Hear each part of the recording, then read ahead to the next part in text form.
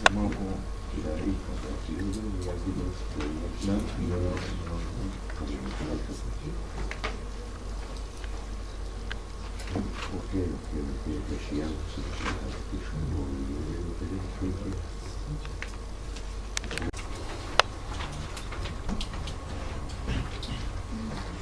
си договорим сега, защото шоу се вървите, разпишем да, там да не да приключваме.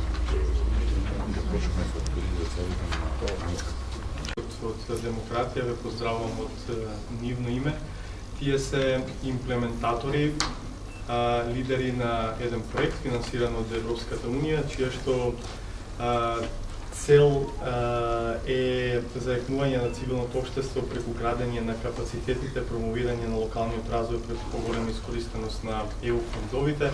Се би сакала да изразам огромна благодарност до господин Тони Стојменовски од општината тука кај вас, затоа што ни овозможи ова логистичка поддршка да можеме сите да се собереме тука и да го изложиме она што нашиот проект веќе 6 месец се залага да го спроведе на територијата на Македонија.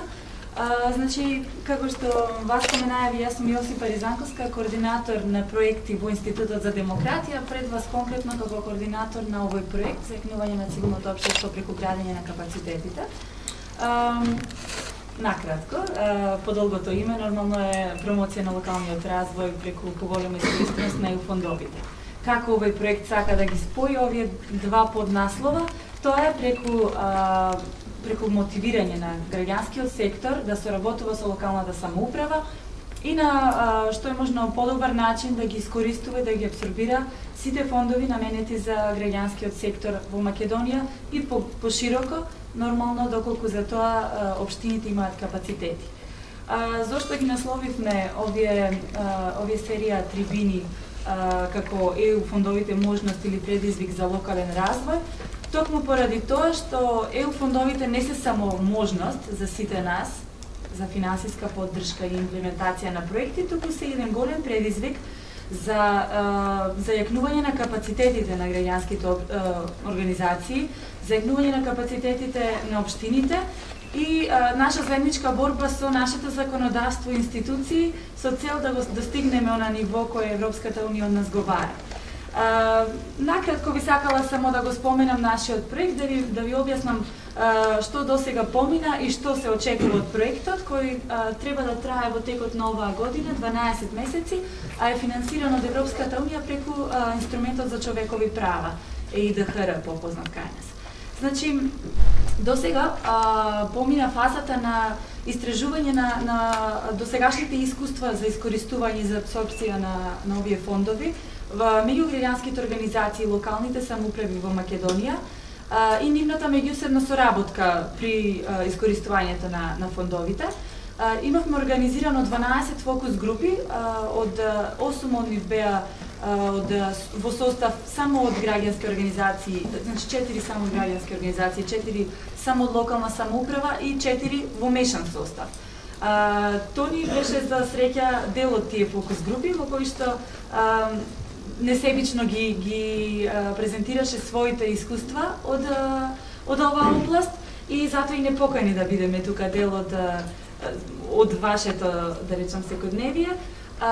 На нашите фокус групи исто така поделивме еден прашалник со кој што сакавме квантитативно да го измериме искуството и каква е за ЕУ фондовите, меѓутоа се уште се чувствуваат недоволно спремни за нивна апсорбција од различни причини. Најголем дел зема англискиот јазик како проблем, кој јас сметам дека може за брзо време да се надмине. Меѓутоа, она што беше истакнато од самите испитаници во однос на проблемите со кои што тие се соочуваат, секогаш викаат дека буџетот и методологијата, логичката рамка при припрема на овие проекти се јавува како голем проблем и одржливоста на самиот проект. Со нашите проектите, значи методологијата и буџетската разработка, да речам, би биле малку појасни и најверојатно ќе се совладаат. Меѓутоа, она што останува како нерешлив проблем е одржливоста на секој од тие проекти. И затоа ние тука ги споивме локалната самоуправа со граѓанскиот сектор со цел локалната самоуправа да пружа една одржливост на секој од проектите, без разлика дали тоа би била финансиска, доколку општините се во можност, или би било тоа една долгорочна помош во однос на имплементација на самите проектни активности и така натаму. Значи, веќе ги споменав, од септември следуваат обуки на кои што ние очекуваме да обучиме 80 луѓе, од кои 40 би биле представници на локалната самоуправа, 40 од невладините организации, кои се очекува да се работуваат заедно и да подготват во текот на самите обуки еден реален и доста возможен, да речам, проект кој понатаму би можел да се аплицира на некои од повиците од Европската унија наменети за македонските организации. Тоа е накратко тоа што имав да го кажам. Во текот на нашата презентација можеби ќе имате прашања, може слободно да ми ги поставите. Не би ве задржувала повеќе со детали. Она што ќе следува, затоа би ве замолила сите да се запишите на листовите за присуство, за да можеме да ги имаме вашиот мејл и контактите, да можеме да ви испратиме навремено информации за објавениот оглас за присуство на обуките. Исто така да ви информираме за се понатаму што ќе се случува. Благодарам уште еднаш за присуството, благодарам за поканата да бидеме тука. Благодарам, Јосипа.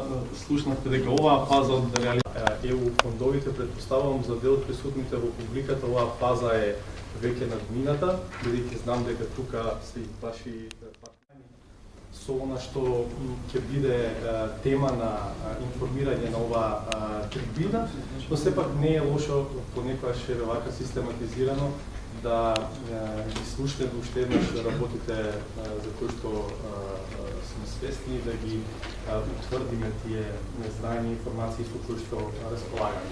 Пред да и дадам збор на Јулија, јас само начелно ќе ја поставам малку пошироката слика која што водиме оваа денешна дебата, бидејќи една од целите на проектот исто така и јакнење на средства за ЕУ генерално. Ова 2011 година одбележуваме 20 години од дезинтеграцијата на поранешната заедница